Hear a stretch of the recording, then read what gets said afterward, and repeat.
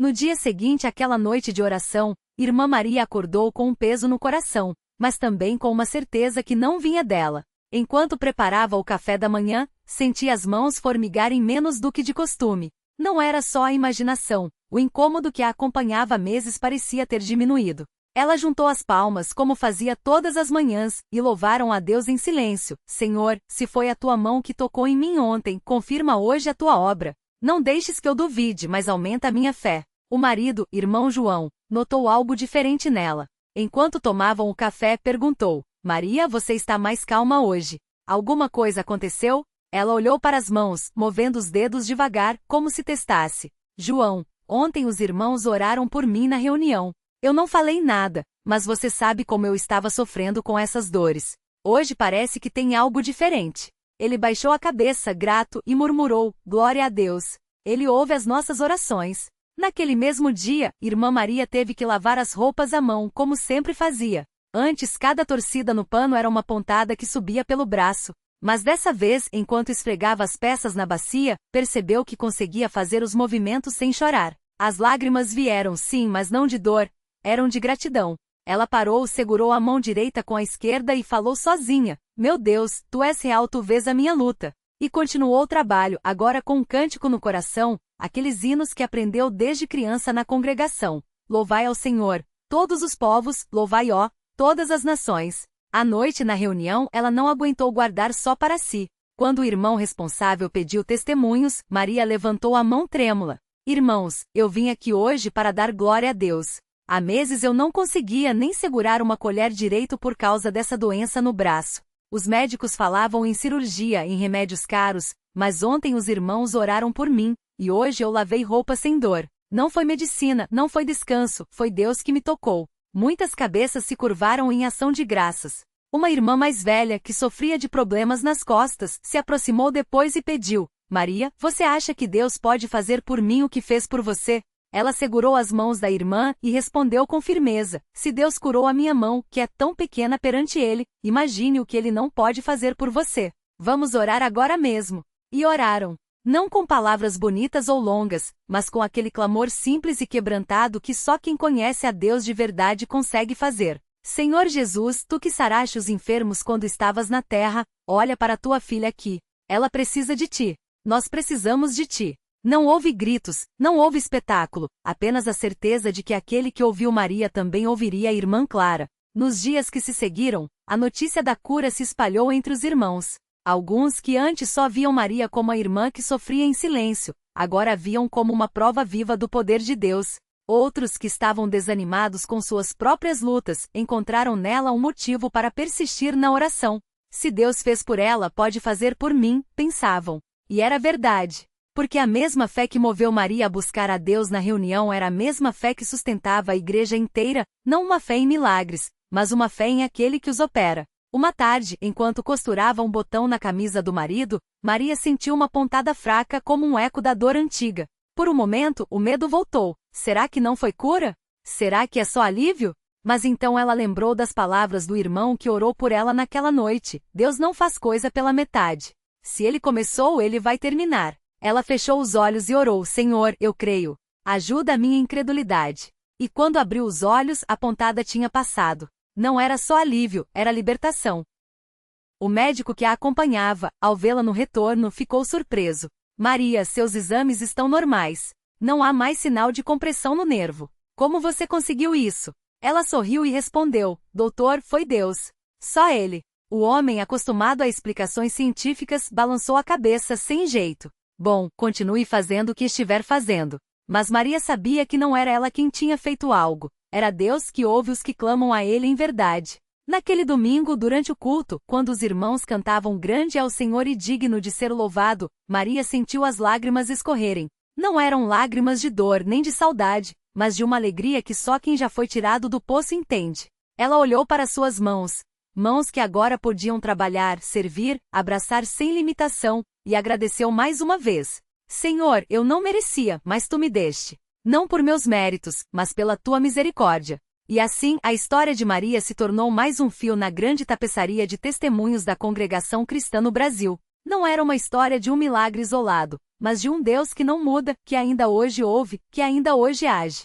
Porque para ele não há doença difícil demais, não há dor profunda demais, não há coração tão endurecido que não possa ser tocado. Basta que haja fé, mesmo que pequena como um grão de mostarda, e um povo disposto a clamar juntos, como nos tempos dos apóstolos. E os irmãos, ao ouvirem isso, glorificavam a Deus, porque sabiam que aquele não era um relato apenas de uma cura física, mas de uma alma que no meio da prova, aprendeu a confiar mais no Senhor. E isso, para eles, era o maior de todos os milagres. Deus agiu, mulher curada de síndrome do túnel do carpo, Congregação Cristã no Brasil. Continuação com profundidade, detalhes e a riqueza do cotidiano cristão na CCB. O dia seguinte, a notícia se espalha. O sol da manhã seguinte entrou pela janela do pequeno quarto de Maria, iluminando o crucifixo de madeira pendurado na parede. Ela acordou com um peso no peito não de dor, mas de uma gratidão tão intensa que quase a sufocava. Movimentou os dedos lentamente como se ainda temesse que a dor voltasse a apertar seus nervos, mas não, apenas a maciez da colcha sob suas mãos. Curada, a palavra ecoava em sua mente como um hino silencioso. Ao se levantar, Maria ajoelhou-se ao lado da cama, como fazia todas as manhãs, mas dessa vez suas palavras eram diferentes. Senhor, ontem eu te pedi por alívio e tu me deste muito mais. Não apenas curaste minhas mãos, mas mostraste que nunca me abandonaste mesmo quando eu duvidei. Lágrimas escorriam sem pressa, molhando o chão de cerâmica fria. Ela não tinha pressa. Aquela era uma oração de quem havia sido tirada das trevas para uma luz inesperada. Enquanto preparava o café, agora segurando a chaleira com firmeza, sem o medo de deixá-la cair, Maria ouviu batidas na porta. Era Dona Rosa, sua vizinha de muitos anos na congregação, com um prato de pão de queijo ainda quente e um sorriso que falava mais que palavras. Maria, minha filha, já soube da notícia. Todo mundo está falando. Dona Rosa não esperou o convite e entrou como sempre fazia. O irmão Paulo contou ontem à noite na reunião de oração. Ele disse que você levantou as mãos no altar e não sentiu mais nada. Glória a Deus. Maria sorriu, envergonhada, enquanto servia o café. Foi o Senhor, Dona Rosa. Não fui eu. Claro que foi ele. Mas ele usou a sua fé, menina.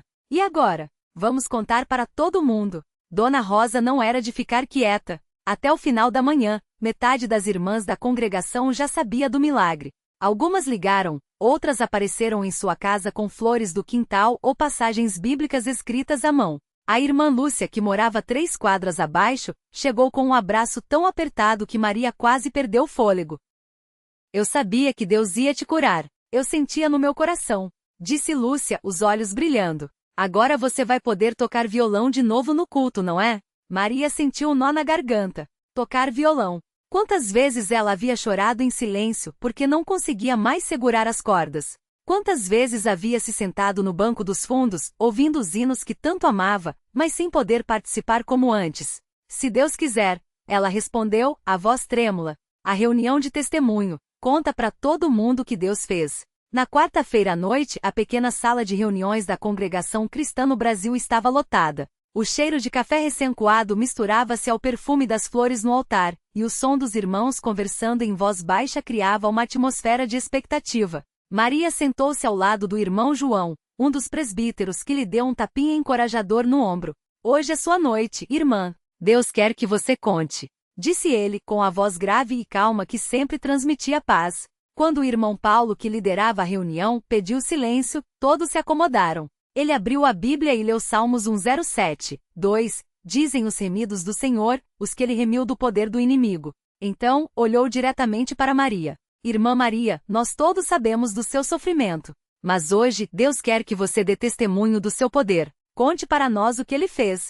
Maria sentiu as mãos suarem levemente, mas dessa vez não era pela dor. Era o nervosismo de quem ia falar de algo sagrado. Ela se levantou, ajustou o lenço na cabeça, como faziam as irmãs mais velhas, e começou a falar. Irmãos, eu não vou mentir para vocês. Teve noites que eu chorei até não ter mais lágrimas. Teve dias que eu pensei, por que eu, Senhor? Eu não conseguia mais fazer as coisas mais simples, segurar um garfo, pentear meu cabelo, abraçar meus netos sem sentir como se facas estivessem cortando meus braços.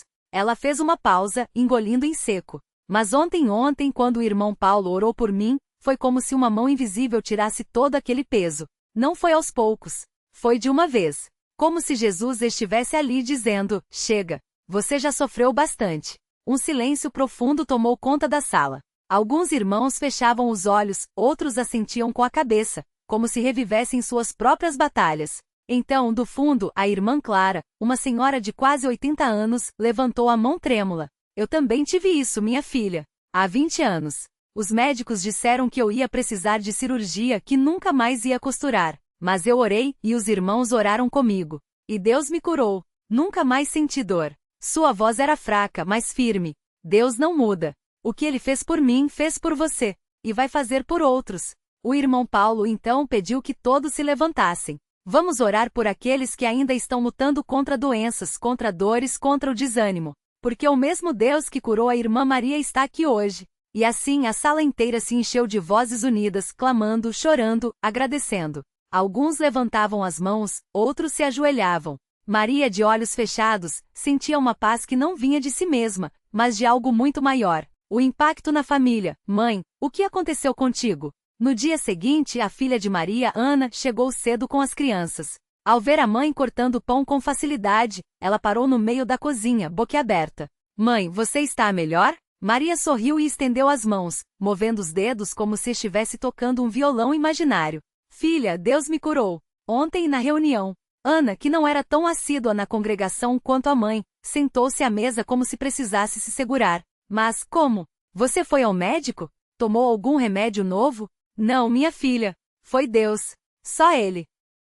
Ana olhava para as mãos da mãe como se esperasse ver alguma marca, algum sinal visível do milagre. Seu filho mais novo, Lucas, de 6 anos, puxou a avó pelo vestido. Vó, então agora você pode me ensinar a fazer aviãozinho de papel de novo? Maria o pegou no colo, os olhos cheios d'água. Posso, meu amor, posso fazer tudo de novo. Mais tarde, enquanto ajudava Ana a arrumar a casa, Maria contou tudo em detalhes. As noites de dor, as orações desesperadas, a certeza de que não aguentaria mais. E então, a cura. Eu não entendo como isso acontece, mãe, Ana confessou, enxugando uma lágrima. Mas se Deus fez isso por você, então Ele é real mesmo, não é? Maria abraçou a filha com força. Ele é real, minha filha. E Ele te ama mais do que você pode imaginar. O culto dominical. O milagre que uniu a congregação. No domingo seguinte, a notícia da cura de Maria já havia se espalhado por toda a congregação. Irmãos de outras cidades que vinham para o culto perguntavam por ela. Alguns que nem a conheciam aproximavam-se para tocar suas mãos, como se quisessem confirmar com os próprios olhos. O irmão José, o presbítero mais velho, subiu ao púlpito com a Bíblia aberta em Tiago 5, 14, 15. Está alguém entre vós doente? Chame os presbíteros da igreja, e estes façam oração sobre ele, ungindo-o com óleo em nome do Senhor. E a oração da fé salvará o enfermo, e o Senhor o levantará. Irmãos, disse ele, com a voz rouca pela idade, mas cheia de autoridade, nós vimos isso acontecer bem aqui, entre nós. A irmã Maria foi curada não porque ela é especial, mas porque Deus é fiel. E Ele quer nos lembrar que quando nos unimos em oração, coisas impossíveis se tornam possíveis. Depois do sermão, enquanto os irmãos cantavam, como é bom estar na casa de Deus, Maria sentiu uma mão no seu ombro. Era o irmão Mateus, um jovem que havia se convertido há pouco tempo, depois de anos longe da igreja. Irmã Maria, eu não sei se você lembra de mim, mas eu estava na reunião quando você foi curada. Eu vi tudo. Seu rosto estava sério, quase solene. Eu também tenho uma doença. Os médicos dizem que não tem cura. Mas depois de ver o que aconteceu com você, eu quero acreditar. Você acha que Deus pode me curar também? Maria olhou nos olhos daquele jovem, cheios de dor e de uma esperança frágil. Meu irmão, eu não sei se Deus vai te curar da maneira que você espera. Mas uma coisa eu sei, Ele te ama. E se você confiar nele, mesmo que a cura não venha como a minha, Ele vai te dar força para suportar. E às vezes a maior cura não é do corpo, mas da alma. Mateus assentiu, como se aquelas palavras fossem um bálsamo. Obrigado, irmã. Eu vou orar. E assim mais uma semente de fé foi plantada. Os desafios que permanecem. Porque alguns são curados e outros não. Nem tudo eram flores. Na semana seguinte, enquanto Maria visitava a irmã Sofia, que estava acamada com um câncer em estágio avançado, ela se deparou com uma pergunta difícil. Maria, eu fico feliz por você. De verdade. Mas, por que eu não fui curada? Sofia falava com dificuldade, a voz fraca pela doença. Eu também oro. Os irmãos oram por mim. Mas a dor só aumenta. Maria sentou-se na beira da cama e segurou a mão frágil da amiga. Eu não tenho resposta, Sofia. Só sei que Deus não nos abandona. Às vezes, a cura que Ele dá não é a que a gente pede, mas é a que a gente precisa. Sofia fechou os olhos e uma lágrima escorreu. Eu tenho medo, Maria. Medo da dor. Medo de deixar meus filhos. Maria apertou sua mão com mais força. Eu também tive medo. Mas Deus esteve comigo em cada noite de dor. E Ele está com você agora. Mesmo que a gente não entenda, Ele sabe o que faz. Elas oraram juntas, e quando Maria saiu daquela casa, levou consigo um peso no coração. Por que eu e não ela? Mas então se lembrou das palavras do irmão Paulo: Deus não nos deve explicações. Ele nos deve amor. E isso Ele nunca nega. O reencontro com o violão. Louvai ao Senhor, todas as nações. No sábado à tarde, Maria tirou o violão do armário. O instrumento estava empoeirado, as cordas desafinadas. Ela o afagou como se fosse um velho amigo, lembrando-se de como, anos antes, suas mãos dançavam sobre as cordas enquanto cantava hinos com a congregação. Com cuidado, afinou o instrumento, ajustando os trastes com uma precisão que há meses lhe era negada. Então começou a tocar. Primeiro, devagar, como se testasse suas próprias mãos. Depois, com mais confiança, os dedos deslizando sem dor. Quando sua neta, Laura, de 10 anos, entrou no quarto e a viu tocando, seus olhos se arregalaram. Vó, você está tocando de novo.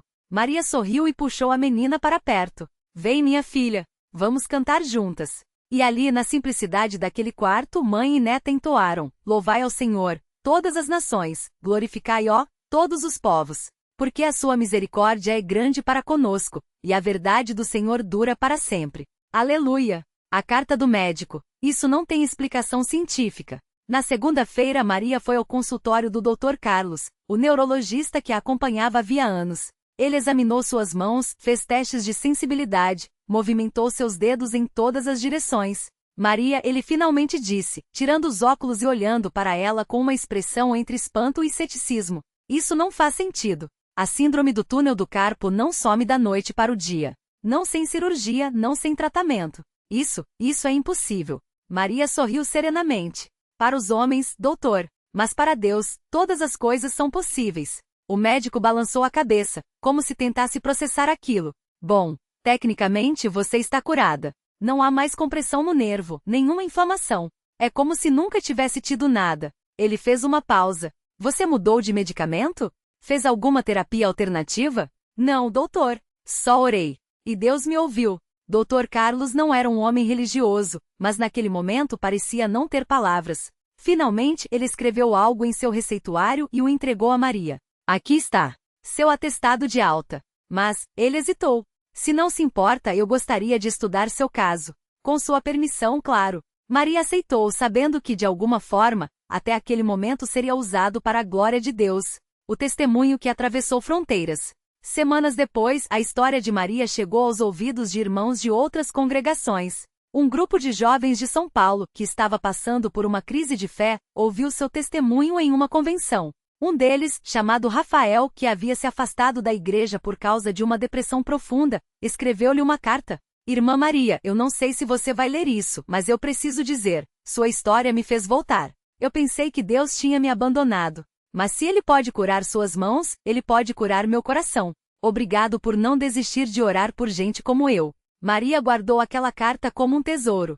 Porque no fim das contas, não se tratava apenas de uma cura física. Tratava-se de vidas sendo transformadas, de corações sendo reconquistados, de uma fé que mesmo pequena como um grão de mostarda, era capaz de mover montanhas. O legado de uma cura, não foi para mim, mas para a glória dele. Anos depois, quando Maria já não estava mais entre os vivos, tendo partido em paz, depois de uma vida de serviço na congregação, sua história ainda era contada. Nas reuniões de jovens, nas escolas dominicais, nos cultos de ação de graças.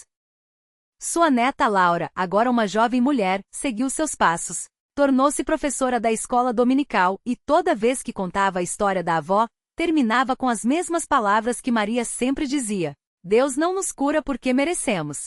Ele nos cura porque nos ama. E às vezes a maior cura não é a do corpo, mas a da alma que aprende a confiar nele não importa o que aconteça.